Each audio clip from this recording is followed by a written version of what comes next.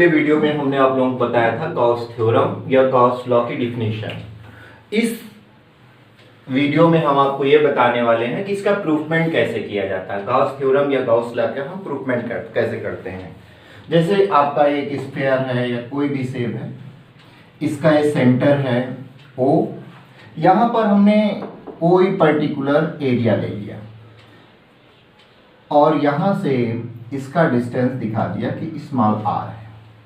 तो यहाँ पर ये शेप बनता है और यहाँ सेंटर पर जो एंगल बनता है उस एंगल का नाम हम देते हैं सॉलिड एंगल। यहाँ पर जो एरिया बना है इस एरिया वेक्टर की डायरेक्शन ये होगी डेल्टा ए।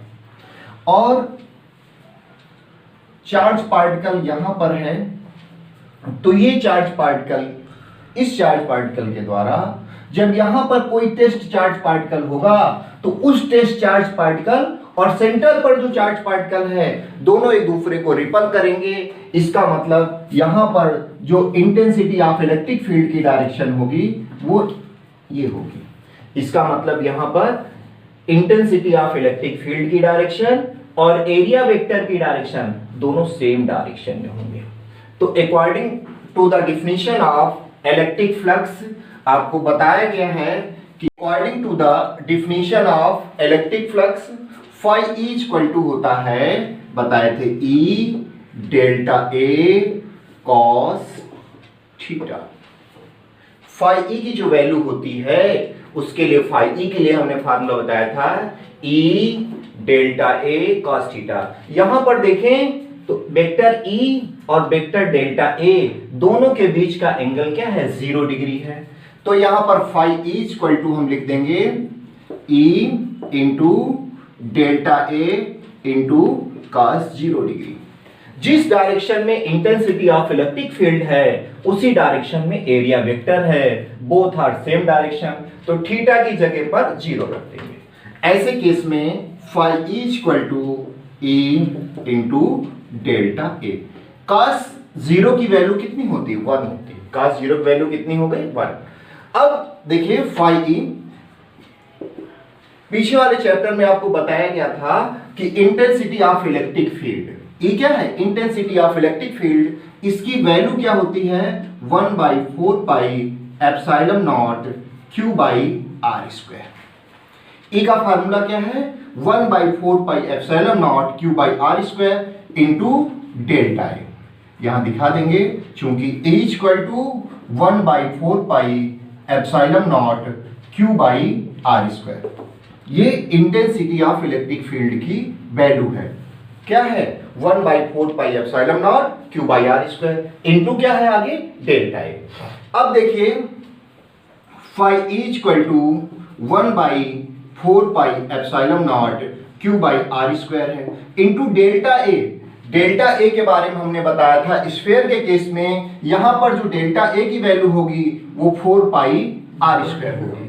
तो डेल्टा ए की लोकेशन पर हम रख देंगे 4 पाई आर स्क्वायर, दिखा देंगे चूंकि डेल्टा ए इक्वल टू होता है 4 पाई आर स्क्वायर। अब देखिए इस 4 पाई से ये 4 पाई कैंसिल हो जाएगा, इस आर स्क्वायर से ये आर स्क्वायर कैंसिल हो जाएगा, क्या बचेगा phi E equal to q by epsilon naught. ये q बचा, यहां पर क्या बचा एप्सिलॉन नॉट। यही प्रूफ करना है हमको। अब देखिए अभी हमने बताया आपको गॉस थ्योरम बताए थे, गॉस थ्योरम का प्रूफमेंट बता दिए। अब application of Gauss theorem, application of Gauss theorem कहा जाए या एप्लीकेशन ऑफ गॉस लॉ कहा जाए, दोनों एक ही चीज है। जिसमें सबसे पहला एप्लीकेशन हम आपको बताने जा रहे हैं intensity of electric field. Intensity of electric field near a uniformly charged straight wire of infinite length. इसका मतलब हुआ अनंत लंबाई का एक कोई सीधा चालक तार है, उसके कारण कितनी वैद्युत क्षेत्र की तीव्रता जनरेट होगी।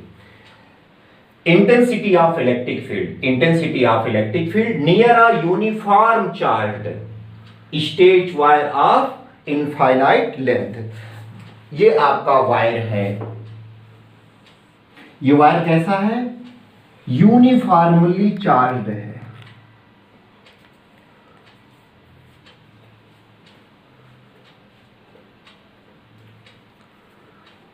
और इसकी लेंथ क्या है, इनफाइनाइट लेंथ का है, बहुत अधिक लेंथ का ये वायर है।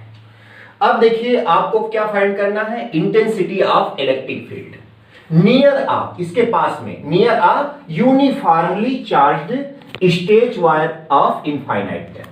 तो देखिए अब इसके पास में यदि हमें फाइंड करना है तो इसके पास में जो गॉसियन सरफेस बनेगा, ये वायर कैसा है, इस सिलेंडर के आकार का है। ये वायर किसके आकार का है, सिलेंडर के आकार का है, बेलन के आकार का है।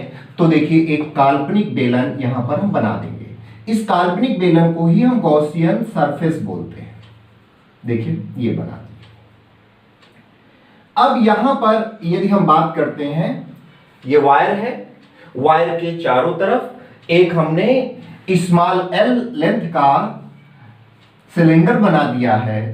अब देखिए इसमें कई सरफेस, एक सरफेस अपवर्ड डायरेक्शन में होगा, दूसरा सरफेस डाउनवर्ड डायरेक्शन में होगा, तीसरा ये इसके ऊपर वाला सरफेस होगा। तो यदि हम यहां की बात करें, इस एरिया को ध्यान से देखें, इस एरिया का जो एरिया वेक्टर होगा वो डेल्टा ए इस प्रकार से होगा। डेल्टा ए इसका जो एरिया वेक्टर होगा डेल्टा ए, इसकी डायरेक्शन ये होगी। अब ये वायर है, वायर में कैसा चार्ज है, प्लस चार्ज है, और जिस पॉइंट पर हम intensity of electric field find करते हैं उस पॉइंट पर हम प्लस क्यू नॉट का टेस्ट चार्ज पार्टिकल कंसीडर कर लेते हैं कि यहां पर कैसा चार्ज है, प्लस क्यू नॉट का चार्ज है। तो ये प्लस और इसका प्लस दोनों एक दूसरे को क्या करेंगे, रिपल करेंगे। तो यहां पर इंटेंसिटी ऑफ इलेक्ट्रिक फील्ड की डायरेक्शन ये हो जाएगी। तो देखिए यहां पर इंटेंसिटी ऑफ इलेक्ट्रिक फील्ड की डायरेक्शन ये और एरिया वेक्टर की डायरेक्शन ए।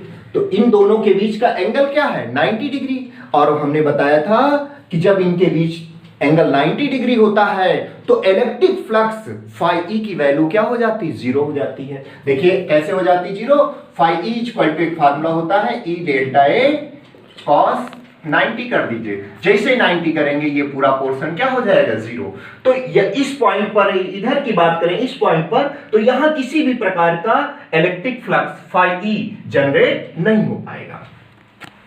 सेम कंडीशन यहां नीचे भी होगी, यहां पर भी कोई इलेक्ट्रिक फ्लक्स जनरेट नहीं हो पाएगा, फाई ई की वैल्यू यहां भी जीरो होगी। अब आपके पास क्या बचा, ये सरफेस वाला पार्ट, ये सरफेस वाला पार्ट मान लेते हैं कि इससे कितना डिस्टेंस पर है, स्मॉल आर डिस्टेंस पर है। यहां पर इसका जो एरिया वेक्टर की डायरेक्शन डेल्टा ए ये हो जाएगा, और ये प्लस चार्ज है, और इस पॉइंट पर जो टेस्ट चार्ज पार्टिकल रखेंगे वो test charge particle plus Q naught होगा। तो बेटा ये प्लस चार्ज और ये प्लस क्यू नॉट एक दूसरे को क्या करेंगे, रिपल करेंगे। जब रिपल करेंगे तो रिपल्सन की डायरेक्शन ये होगी, जो फोर्स की डायरेक्शन होती है वही इंटेंसिटी ऑफ इलेक्ट्रिक फील्ड की डायरेक्शन होगी। इंटेंसिटी ऑफ इलेक्ट्रिक फील्ड की डायरेक्शन ये और एरिया वेक्टर की डायरेक्शन ये, दोनों सेम डायरेक्शन में है। जब दोनों सेम डायरेक्शन में है तो हमने बताया था according to the definition of electric flux phi E equal to होता है vector E dot vector A, ये फार्मूला होता है। Phi E equal to E, इसे क्या लिख सकते हैं, vector E dot vector A को E delta A cos theta. तो phi E equal to E delta A. अब यहां पर इन दोनों के बीच का एंगल क्या है, जीरो। जिस डायरेक्शन में इंटेंसिटी ऑफ इलेक्ट्रिक फील्ड है उसी डायरेक्शन में एरिया वेक्टर है, दोनों सेम डायरेक्शन में है। इसका मतलब इन दोनों के बीच का एंगल यहां क्या रख देंगे, 0 डिग्री। फाई ई की वैल्यू क्या आ गई, E into delta A. Cos 0 की वैल्यू क्या होती है, 1 होती है। ये इतना बन गया। अब देखिए हमें intensity of electric field find करनी है। क्या फाइंड करना है, इंटेंसिटी ऑफ इलेक्ट्रिक फील्ड। इसका मतलब ई की वैल्यू हमको फाइंड करनी है। जब ई की वैल्यू फाइंड करनी होगी according to the Gauss theorem phi E की लोकेशन पर, according to the Gauss theorem phi E की लोकेशन पर हम क्या रख सकते हैं, क्यू बाई एप्सिलॉन नॉट।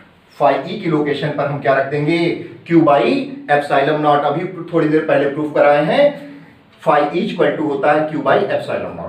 हमें ई की वैल्यू फाइंड करनी तो ई को वैसे ही रखेंगे। अब एरिया डेल्टा ए को वैसे लिख देते हैं, यहां दिखा देंगे ये जो हमने पुट किया है according to the Gauss theorem. Gauss theorem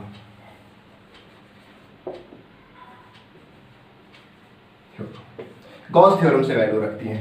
अब देखिए इसको ऐसे लिखा है तो Q बाई एप्सिलॉन नॉट हो जाएगा, E वैसे रहेगा। यहां पर डेल्टा ए की लोकेशन पर डेल्टा ए, ये जो डेल्टा ए है ये इसके सरफेस एरिया को रिप्रेजेंट करेगा। इसका जो सरफेस एरिया होगा ये आपका सिलेंडर है। सिलेंडर का सरफेस एरिया जो होता है वो आपको बताया गया था, सरफेस एरिया सिलेंडर का 2 पाई आर एच। सिलेंडर का जो सरफेस एरिया बताया जाता है वो क्या बताया जाता है, 2 पाई आर एच। तो इसमें हाइट की जगह पर क्या है, एल है, तो यहां रख देंगे 2 पाई आर एल। दिखा देंगे कि डेल्टा एच इक्वल टू होता है 2 पाई आर एल। अब हमें किसके लिए फार्मूला फाइंड करना, ई के लिए। तो बेटा ये इधर मल्टीप्लाई में है, ये इधर मल्टीप्लाई तो इधर किसमें पहुंचा देंगे, डिवाइड में। तो Q बाई क्या हो जाएगा, 2 pi R L into epsilon naught equal to capital E. अब ये थोड़ा देखने में अच्छा लगे इसलिए इसको ऐसे भी लिख देते हैं, ई यहां देखिए इधर बताए दे रहे हैं थोड़ा सा, E equal to 1 by 2 pi epsilon naught Q by R L. देखिए 2 पाई एप्सिलॉन नॉट वैसे कर दिए तो 1/2 पाई एप्सिलॉन नॉट, ऊपर क्या था Q, नीचे क्या था आर एल। ये आपका एक प्रूफमेंट यहां तक हो गया। ये इंटेंसिटी ऑफ इलेक्ट्रिक फील्ड का। अभी तक जितने भी फार्मूले हमने इंटेंसिटी ऑफ इलेक्ट्रिक फील्ड के बताए उसमें सभी में यहां 2 पाई नहीं था, 4 पाई था।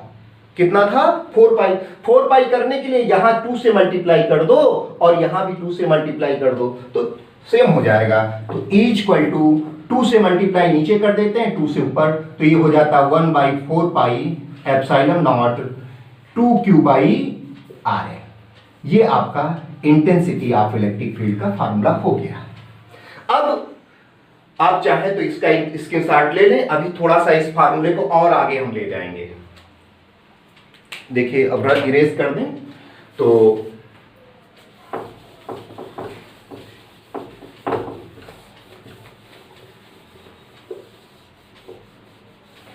पिछले वीडियो में हमने बताया था कि जो चार्ज डेंसिटी होती है वो 3 टाइप की होती है। पहली चार्ज डेंसिटी का नाम हमने बताया था लीनियर चार्ज डेंसिटी। दूसरी प्रकार की चार्ज डेंसिटी का नाम बताया था वो कैसी डेंसिटी थी, सरफेस चार्ज डेंसिटी। और तीसरी प्रकार की डेंसिटी का नाम हमने बताया था वॉल्यूम चार्ज डेंसिटी। देखिए ये वायर लीनियर है, एकदम पतला सा सीधा वायर है, तो इसमें जो चार्ज डेंसिटी जनरेट होगी उसको हम कहेंगे linear charge density. Linear charge density is denoted by lambda. Linear charge density is denoted by lambda. Lambda equal to होता है Q बाई एल। हम पिछले टर्म में बता चुके हैं। सरफेस चार्ज डेंसिटी को Q बाई ए लिखते हैं और वॉल्यूम चार्ज डेंसिटी को Q बाई वी कर देते हैं। तो lambda equal to Q by L होता है। ये लेम्डा यहां पर लीनियर चार्ज डेंसिटी को रिप्रेजेंट करेगा। तो Q इक्वल टू कितना आ जाएगा बेटा, देखो Q equal to lambda into L. अब इस Q की वैल्यू को, ये जो आपका यहां पर इंटेंसिटी ऑफ इलेक्ट्रिक फील्ड का फार्मूला यहां पुट कर दें तो E इक्वल टू फार्मूला क्या है, 1/4 pi epsilon naught 2Q by R L लिखा हुआ है। इस Q की लोकेशन पर देखिए, Q की लोकेशन पर हम कितना रख सकते हैं, लेम्डा इंटू एल।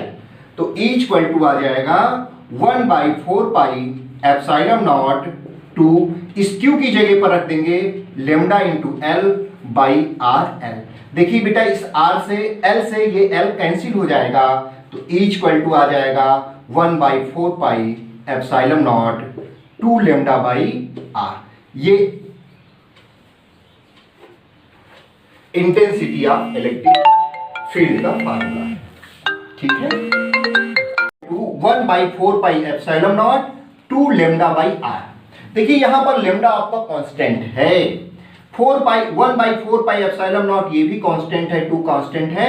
इसका मतलब ये हुआ कि इंटेंसिटी ऑफ इलेक्ट्रिक फील्ड ये केवल डिपेंड करती है आर क्या है, डिस्टेंस पर। किस पर डिपेंड करती है, डिस्टेंस पर। यहां थोड़ा देखिए इस L से ये L कैंसिल हो गया, इसका मतलब इस जो आपका गॉसियन सरफेस है, गॉसियन सरफेस की लेंथ पर भी इसकी वैल्यू डिपेंड नहीं करती। अब यहां से पता चलता है कि इंटेंसिटी ऑफ इलेक्ट्रिक फील्ड, ये चीज इंटेंसिटी ऑफ इलेक्ट्रिक, ये पूरा कांस्टेंट, ये पूरा कांस्टेंट, ये लेमडा क्या है, linear charge density. Linear charge density को यदि हम कांस्टेंट ले लेते हैं तो E is inversely proportional to R।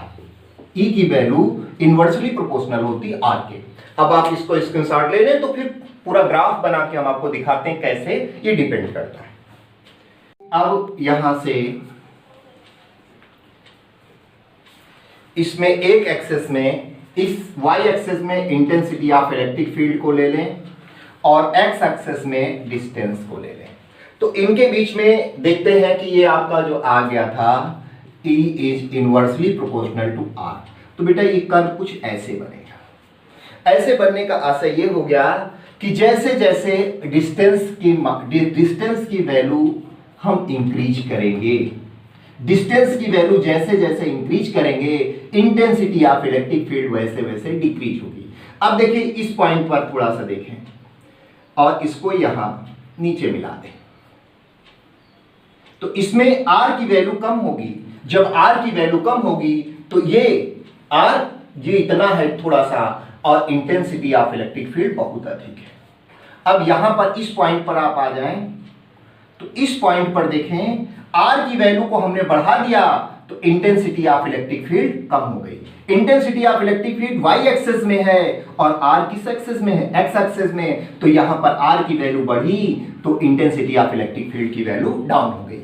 अब यहां पर आ जाएं, यहां पर आ जाएं तो यहां पर R की वैल्यू हमने और बढ़ा दी तो इंटेंसिटी ऑफ इलेक्ट्रिक फील्ड और डाउन होती चली जाएगी। इस प्रकार से नीचे को ये चला जाएगा। E के लिए फार्मूला बताए हैं 1/4 epsilon naught 2 lambda by R। ये E के लिए फार्मूला बताए हैं। यदि इसको वेक्टर फॉर्म में हमें कन्वर्ट करना हो, वेक्टर फॉर्म में लिखना हो तो कैसे लिखेंगे, यहां पर E के ऊपर वेक्टर का साइन लगा देंगे।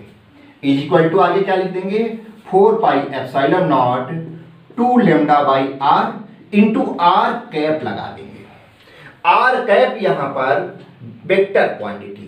ये R कैप कैसी क्वांटिटी, वेक्टर क्वांटिटी है। और ये पूरा स्केलर क्वांटिटी कहां से 1/4 epsilon naught 2 lambda by R, ये स्केलर क्वांटिटी है। और किसी भी स्केलर क्वांटिटी को ये किसी वेक्टर क्वांटिटी से मल्टीप्लाई कर दिया जाता है तो वो वेक्टर क्वांटिटी मिल जाती है।